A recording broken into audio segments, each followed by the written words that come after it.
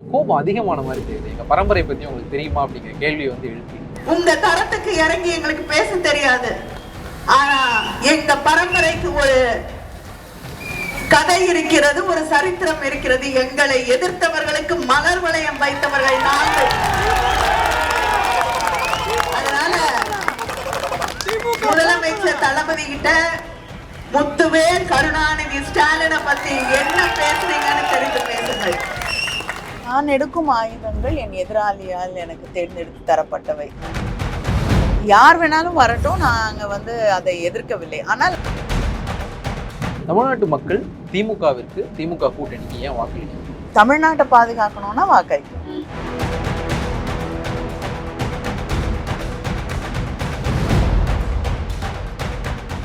வீடுதோறும் அரசு சேவைகள், மருத்துவம் தொடர்ந்திட ஸ்டாலின் தொடரட்டும், தமிழ்நாடு வெல்லட்டும். முன்னணி market எக்ஸ்பர்ட்ஸுடன் enrich money investor awareness conclave April 25. டிக்கெட்டை இன்றே புக் செய்யுங்கள். ஐபிசி தமிழ் நேயர்களுக்கு வணக்கம். தேர்தல் பிரச்சாரத்தை திமுக துணை பொதுச்செயலாளர் திரு கனிமொழி கருணாநிதி எம்பி நம்ம நினைஞ்சிருக்காங்க. பேசலாம். மேடம் வணக்கம். வணக்கம். ஏன் பெண்களுக்கு இடஒதுக்கீடு கொடுக்குற மசோதா வந்து எல்லாரும் சேர்ந்து சதி செஞ்சு நிப்பாட்டிட்டீங்க? பிரதமர் ரொம்ப வருத்தப்படுறாரு. இல்லை, எங்களுக்கும் ரொம்ப வருத்தம் தாங்க. மகளிருக்கான இடஒதுக்கீடு அப்படின்னு சொல்லிட்டு கடைசியில் அந்த முகமூடிக்கு பின்னாடி உண்மையாக என்ன இருந்ததுன்னு பார்த்த பொழுது எல்லாருக்குமே வருத்தம் தான். ஏன்னா உண்மையிலேயே அவங்க கொண்டு வந்த மசோதா பெண்களுக்கான மசோதா இல்லை, தமிழ்நாட்டு தென்னிந்திய மாநிலங்களில் இருக்கக்கூடிய மக்களுடைய உரிமைகளை பிடுங்கக்கூடிய மசோதாவை கொண்டு வந்துட்டு அதை மகளிர் மசோதா அப்படிங்கிற ஒரு அலங்காரத்தோடு, ஒரு வெளிப்பூச்சோடு கொண்டு வருவது இந்திய பெண்களையே அவமானப்படுத்தக்கூடிய ஒன்றாகத்தான் நாங்கள் பார்க்க முடியுது. இந்த தேர்தலில் வந்து திமுகவினுடைய மிகப்பெரிய பிரச்சாரம் வந்து பெண்களை நோக்கி தான் இருந்தது. பெண்களுக்கான நலத்திட்டங்கள், அந்த விஷயங்கள் நோக்கி தான் இருந்தது. இப்போ பாஜக கூட்டணி வந்து அதை கையில் எடுத்துருக்காங்க. அதிமுக பாஜக கூட்டணி. அதிமுக எடப்பாடி பழனிசாமி பேசுறாரு, பாஜக தலைவர்களும் பேசுறாங்க. பெண்களுக்கான இடஒதுக்கீட்டை வந்து இவங்க தடுத்துட்டாங்க. ஸோ தமிழ்நாட்டு பெண்கள் வந்து இவங்களுக்கு பாடம் சொல்லி கொடுக்கணும். இது வந்து களத்துல பெண்கள் கிட்ட வந்து அவங்களுக்கு சாதகமான ஒரு இம்பாக்டை ஏற்படுத்த வாய்ப்பு இருக்குதா? தலைவர் கலைஞர் அவர்களுடைய கால தொட்டு திராவிட முன்னேற்ற கழகம் இன்றைய முதலமைச்சர் அவர்கள் வரை தொடர்ந்து பெண்களுக்கான இந்த 33% இடம் ஒதுக்கீடு என்பதை நிறைவேற்ற வேண்டும் அப்படிங்கிறத தொடர்ந்து பேசிட்டு இருக்காங்க. நம்முடைய முதலமைச்சர் அவர்கள் பிரதமருக்கு கடிதம் கூட எழுதியிருக்காரு. ஏன்னா கிட்டத்தட்ட அவங்க 2014 ஆட்சிக்கு வந்தாங்க. ஒரு அஜெண்டா கூட கொண்டு வந்ததில்லை 23 வரைக்கும் மகளிர் மசோதாவை பற்றி. இவ்வளவு அவசரமாக இதை தேர்தலுக்கு நடுவில் கொண்டு வரவங்க ஏன் இத்தனை வருஷமா எதுக்காக காத்துட்டு இருந்தாங்கன்னு தெரியல. ஏன்னா யூபிஏ அரசு கொண்டு வந்த அந்த மகளிர் மசோதா 2010 கொண்டு வரப்பட்டது. ஆனால் அதுக்கு மக்களவையில் வெற்றி பெறுவதற்கான வாய்ப்பில்லை, லேப்ஸ் ஆயிடுது. இவங்க ஆட்சி பொறுப்பிற்கு வந்த பிறகு அதை கொண்டு வந்திருக்கலாம். பல முறை சொல்லி நூற்றுக்கணக்கான கேள்விகள் நாடாளுமன்றத்திலே எழுப்பப்பட்ட போதெல்லாம் அமைதி காத்து விட்டு தேர்தலுக்கு நடுவில் மறுபடியும் இதை கொண்டு வரோம் அப்படின்னு சொல்லக்கூடிய ஒரு சூழல்ல நீங்கள் 543 கொண்டு வந்தீங்கன்னா திராவிட முன்னேற்ற கழகமோ அங்கே இருக்கக்கூடிய அத்தனை பேரும் அதை ஆதரித்திருப்போம். யாருக்குமே அதில் மாற்றுக்கிறது கிடையாது. ஆனால் நீங்கள் எதுக்காக எண்ணிக்கையை 850 பெண்களுக்கு அந்த 543 வருவதற்கு உரிமை இல்லையா? எனக்கு புரியல. அதில் அவங்களுக்கு இடம் கிடையாதுன்னு சொல்லிட்டு அதை 850 கொண்டு மாற்றிட்டு அதில் நாங்கள் இடஒதுக்கீடு கொடுக்குறோன்றாங்க. அப்படி 850 மாற்றும் பொழுது வட இந்தியாவில் இருக்கக்கூடிய பிஜேபிக்கு வாக்களிக்கக்கூடியதாக அவர் நம்பக்கூடிய சில மாநிலங்கள் அவர்களுடைய வாக்குகளை வைத்து மட்டுமே நேற்று கொண்டு வந்த மசோதா போல அரசியல் அமைப்பு சட்டத்தை மாற்றக்கூடிய எந்த மசோதாவையும் அவர்களால் கொண்டு வந்து தமிழ்நாடு, கேரளா, ஆந்திரா, தெலுங்கானா, வெஸ்ட் பெங்கால், இது யார், பஞ்சாப், இவங்க யாருடைய ஒரு வாக்கு கூட இல்லாமல் அவர்களால் அந்த மசோதாவை வெற்றி பெற செய்ய முடியும். யூனிஃபார்ம் சிவில் கோட் இனிமேல் அவங்களுக்கு 2/3 மெஜாரிட்டிக்கு நம்ம யாரையுமே அவங்க எதிர்பார்க்க வேண்டிய நம்முடைய சப்போர்ட்டே இல்லாமல் அவங்களால கொண்டு வர முடியும். அப்படிப்பட்ட ஒரு சூழல்ல இதை எப்படி நாம் ஏற்றுக்கொள்ள முடியும்? இது மக்களுக்கு, மனித இனத்திற்கே, பெண்களுடைய மசோதான்னு சொல்லிட்டு மனிதர்களுக்கு எதிராக ஒன்றை கொண்டு வர முடியும். அதை எப்படி நம்ம ஏற்றுக்க முடியும்?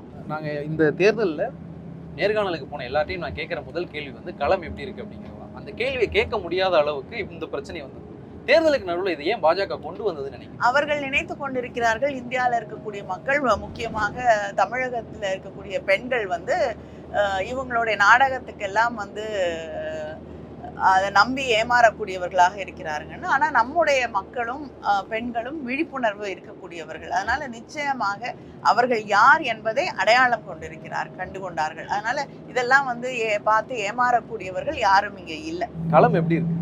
நன்றாக இருக்கிறது.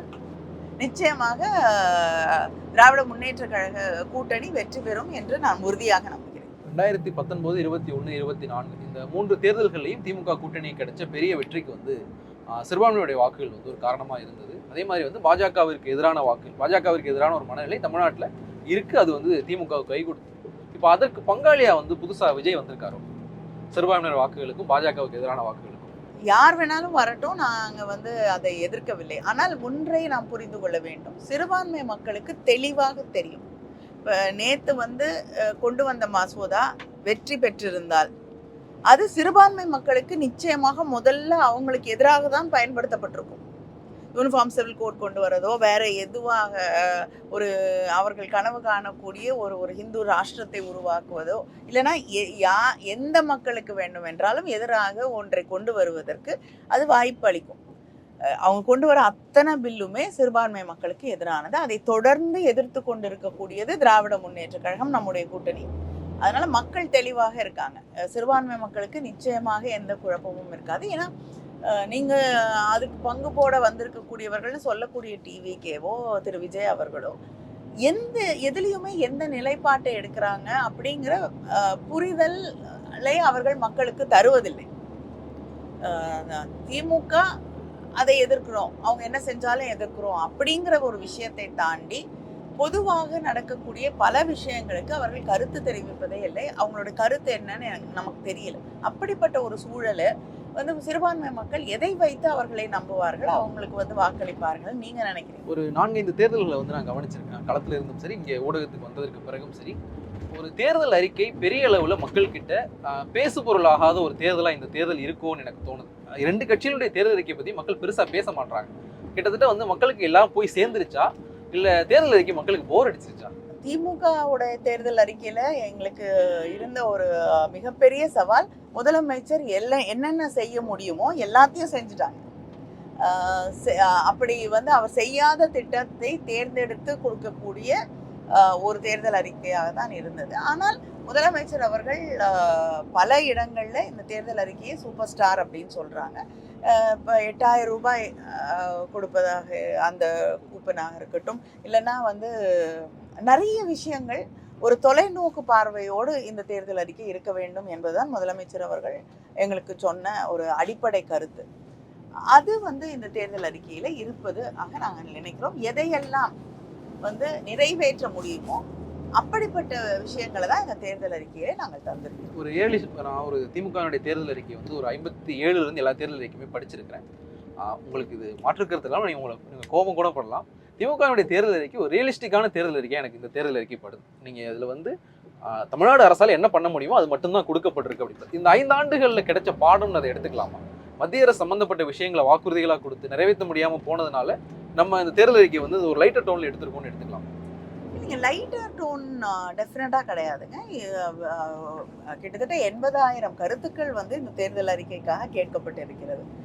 பல வழிகளில் நேரடியாக சந்திச்சு AI பிளாட்ஃபார்ம்ஸ் வழியாக. ஸோ அதுவே வந்து அதுக்கு எவ்வளோ ஒரு முக்கியத்துவத்தை நாங்கள் தருகிறோம் அப்படிங்கிறது சொல்லுது. அதுக்கப்புறம் வந்து எக்ஸ்பர்ட்ஸ் கிட்ட பேசி எது சாத்தியம், எது வந்து மக்கள் பார்க்குறாங்க, எது வந்து தேவை, ஒரு லாங் டேர்மாக ஒரு விஷன் இருக்கும் பொழுது அது எதை செய்ய வேண்டும், இதை எல்லாத்துலேயும் கருத்தில் கொண்டு தான் இந்த தேர்தல் அறிக்கை எழுதப்பட்டிருக்கு. அதனால இப்பொழுது இருக்கக்கூடிய ஒன்றிய அரசாங்கத்தை நம்பி எதையும் சொல்ல முடியாத ஒரு சூழல். ஏன்னா அவங்க வந்து எங்களோடு இருக்கக்கூடியவர்களுக்கு நாங்கள் எதையாவது செய்வோம், எங்களுக்கு எதிராக ஒரு கருத்துக்களை சொல்லக்கூடிய மாநில அரசாங்கத்திற்கு ஒன்றிய அரசாங்கமே எதிராக செயல்படும். நேற்று கூட வந்து பிரதமர் பேசும் பொழுது ஒரு நாட்டுடைய பிரதமர் பேசுவதாக அவர் பேசவில்லை. ஒரு தேர்தல் களத்திலே நிற்கக்கூடிய ஒரு தலைவர் பேசுறது போலதான் அவங்க பேசுறாங்க. அவங்க வந்து ஒரு அரசையே, ஒன்றிய அரசாங்கத்தையே ஒரு தேர்தல் களமாக நடத்தி கொண்டிருக்கக்கூடிய சூழல்ல அவங்கள வந்து சார்ந்து எந்த வாக்குறுதிகளையும் கொடுக்க வேண்டாம் அப்படின்னு நாங்க நினைச்சோம். ஒரு கனிமொழி அவர்களுடைய பிரச்சாரத்தை வந்து பல தேர்தல்களில் பார்த்துருக்கிறோம். ஆனால் இந்த தேர்தலில் மட்டும் கொஞ்சம் கோபம் அதிகமான மாதிரி தெரியுது. எங்கள் பரம்பரை பற்றி உங்களுக்கு தெரியுமா அப்படிங்கிற கேள்வி வந்து எழுப்பி அவ்வளோ கோபமாக வந்து விமர்சிக்கிற அளவுக்கு இங்கே அவ்வளோ கோபம் ஏன்? நான் எடுக்கும் ஆயுதங்கள் என் எதிராளியால் எனக்கு தேர்ந்தெடுத்து தரப்பட்டவை அப்படிங்கிறது நம்ம எல்லாரும் கேள்விப்பட்ட ஒன்றுதான். எதிர்த்தரப்பிலே வைக்கக்கூடிய விமர்சனங்கள் மிகவும் கீழ்த்தரமான விமர்சனங்களாக மாறும் பொழுது அவங்க யாரு அப்படின்றத அவங்களே உணராமல் பேசக்கூடிய ஒரு சூழலில் இருக்கும்போது நாம் நிச்சயமாக அதற்கு பதிலளிக்கக்கூடிய நேரத்திலே அவங்க அளவுக்கு தரம் தாழ்ந்து போக முடியாவிட்டாலும் நம்மை மீறி வந்து ஒரு தார்மீக கோபம் வரத்தானே செய்யும். தமிழ்நாட்டுக்கும் டெல்லிக்குமான தேர்தல் அப்படிங்கிறது தான் வந்து திமுகவினுடைய அந்த முழக்கமா இருக்கு. அது சட்டப்பேரவை தேர்தலுக்கு ஏற்ற ஒரு நரேஷன் தான். மக்களவை தேர்தலுக்குன்னா அது கரெக்டா இருக்கும் இல்லைங்க. எங்களுக்கும் வந்து இதை அதிமுகவுக்கும் திராவிட முன்னேற்ற கழகத்திற்குமான ஒரு தேர்தலாக பார்க்க வேண்டும் என்ற விருப்பம் தான் இருக்கு. ஆனா இன்னைக்கு அதிமுகவே வந்து டெல்லி எதை சொல்லுதோ அதை மட்டுமே நாங்கள் பிரதிபலிப்போம். இப்போ இந்த 3 மசோதாக்கள், தோற்கடிக்கப்பட்ட மசோதாக்கள், அதை எடுத்துக்கிட்டாலே நிச்சயமாக தமிழ்நாட்டில் இருக்கக்கூடிய எந்த தலைவருமே அதை வரவேற்கவோ அது அடிக்கப்பட்டதுன்னு வருத்தப்படவோ முடியாத ஒரு சூழல்ல அதுக்காக வந்து டெல்லியை விட வருத்தப்படுறது வந்து எடப்பாடி பழனிசாமி அவர்களாக இருக்கக்கூடிய சூழல்ல இது நிச்சயமாக அதிமுகவுக்கும் திமுகவுக்குமான தேர்தலாக இல்லாமல் அங்க டெல்லி என்ன சொல்லுதோ அதை அவர் பிரதிபலிக்கக்கூடிய ஒரு சூழல்ல அதை மட்டுமே பிரதிபலிக்கக்கூடிய ஒரு இடத்துல நின்றுட்டு இருக்கும் பொழுது அது வந்து உண்மையிலே இட்ஸ் அ ப்ராக்சி வார் மாதிரியே மாறிடுச்சு. ஸோ அவர் வழியாக இங்க தேர்தல் நடக்குதே தவிர அவருக்கான தேர்தல் இல்லாது. அதனால உண்மையாக யார் இந்த தேர்தலை நடத்துகிறார்கள், இந்த தேர்தலிலே உண்மையிலேயே யார் எங்களுக்கு எதிராக நிற்கிறார்களோ அவர்களோடு நாங்கள் நேரடியாக மோதுகிறோம் என்பதை வெளிப்படையா சொல்றோம். திமுக பத்தி தமிழ்நாடு அரசியல்ல வந்து ஒரு பிரபலமான வாசகம் ஒன்று உண்டு. ஆளும் கட்சியா இருக்கும்போது தண்ணிக்குள்ள போட்ட பாஸ்பரஸ் மாதிரி அமைதியா இருப்பாங்க. எதிர்கட்சியாகும் போது அந்த பாஸ்பரஸினுடைய உண்மையான இதெல்லாம் வந்து வெளியே தெரிய ஆரம்பிக்கும். ஒரு நம்ம ஆளும் கட்சியா தேர்தலை சந்திக்கும் போதும் ஒரு மத்திய ஆளும் கட்சிக்கு எதிரான தேர்தலை நிலைநிறுத்துறது மூலமா ஒரு எதிர்கட்சி ரோல் வந்து திமுக எப்பவுமே வந்து சரியான ஒரு கம்ஃபர்டான ஒண்ணா இருக்கும். ஒரு ஆளுங்கட்சியாக இருக்கும் பொழுது மக்களுக்கான பணிகளை செய்வதுதான் எல்லாருக்குமே விருப்பமான ஒன்றாக இருக்கும். ஆனா ஒரு எதிர்கட்சி இடத்திலேயே எங்களை வந்து ஆளுங்கட்சியாகவும், ஆனால் ஒன்றிய அரசியலை பொறுத்தவரை எங்களை எதிர்கட்சியாகவே இருக்கக்கூடிய ஒரு சூழலை உருவாக்குவது அவர்கள்தான். தொடர்ந்து தமிழ்நாட்டுக்கு எதிரான விஷயங்களை, தென்னிந்திய மாநிலங்களுக்கு எதிரான விஷயங்களை, மாநில உரிமைகளை பறிக்கக்கூடிய விஷயங்களை, சிறுபான்மை மக்களை வந்து வஞ்சிக்கக்கூடிய விஷயங்களை, இந்த நாட்டோட இறையாண்மையை பாதிக்கக்கூடிய விஷயங்களை அவங்க செய்து கொண்டே இருக்கக்கூடிய சூழல்ல அதை எதிர்த்து களமாட வேண்டிய அவசியத்திற்கு நாங்கள் தள்ளப்படுகிறோம். முதலமைச்சர் அதை எதிர்த்து போராட வேண்டிய ஒரு போராளியாகவும் அங்கே மாற்றப்படுகிறார். அது நாங்க தேர்ந்தெடுத்து செய்யக்கூடிய விஷயம் இல்லை. அவங்க forcing it on us. அதுதான் உண்மை. ஒரு 20 ஆண்டுகளா வந்து நீங்க தேர்தல் பிரச்சாரம் பண்ணிக்கிட்டு இருக்கிறீங்க. ஒவ்வொரு தேர்தல்களுக்கும் வந்து ஒரு கருப்பொருள் இருக்கும். இந்த தேர்தல் வந்து இதை மையப்படுத்தி நடக்குது அப்படின்னு. இப்போ நீங்க தமிழ்நாடு முழுக்க பயணிச்சதுல இந்த தேர்தல் வந்து இதுக்காக நடக்குது அப்படின்னு மக்கள் சொல்றதும் நீங்க உணர்ந்ததும் வந்து எது?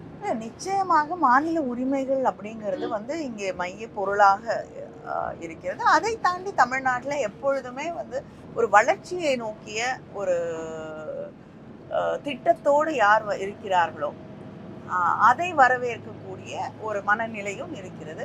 இன்னைக்கு இந்த 5 ஆண்டுகளாக ஒன்றிய அரசாங்கத்திடமிருந்து எந்த உதவியும் இல்லாமல் பல துறைகளிலே தமிழகம் முன்னணியிலே இருக்கிறது. வளர்ச்சி பெற்ற மாநிலங்களில் முதன்மையில் இருக்கக்கூடிய மாநிலங்களில் ஒன்றாக தமிழ்நாடு நம்முடைய முதலமைச்சர் அவர்கள் மாற்றி இருக்கிறார்கள். அப்படி ஜிடிபி growth இது எல்லாமே இருக்கக்கூடிய ஒரு சூழல்ல மக்கள் வந்து அவங்களுக்கு புரிந்து கொள்ளக்கூடிய ஒரு வாய்ப்பு கிடைத்திருக்கிறது. அதை அவர்கள் நிச்சயமாக விட்டுவிட தயாராக. தமிழ்நாட்டு மக்கள் திமுகவிற்கு, திமுக கூட்டணிக்கு ஏன் வாக்களிக்கணும்? தமிழ்நாட்டை பாதுகாக்கணும்னா வாக்களிக்கணும். இதை நாங்க ஒரு நிமிஷத்துக்கு சொல்லுவோம். தமிழ்நாட்டு மக்கள் திமுகவிற்கும் திமுக கூட்டணிக்கு ஏன் வாக்களிக்கணும்? இதுதான் அடிப்படை. வந்து மிக்க நன்றி. மட்டும் நிகழ்ச்சி சந்திக்கலாம். நன்றி, வணக்கம். வீடுதோறும் அரசு சேவைகள் மருத்துவம் தொடர்ந்திட ஸ்டாலின் தொடரட்டும், தமிழ்நாடு வெல்லட்டும். முன்னணி market எக்ஸ்பர்ட்ஸுடன் enrich money investor awareness conclave April 25. டிக்கெட்டை இன்றே புக் செய்யுங்கள்.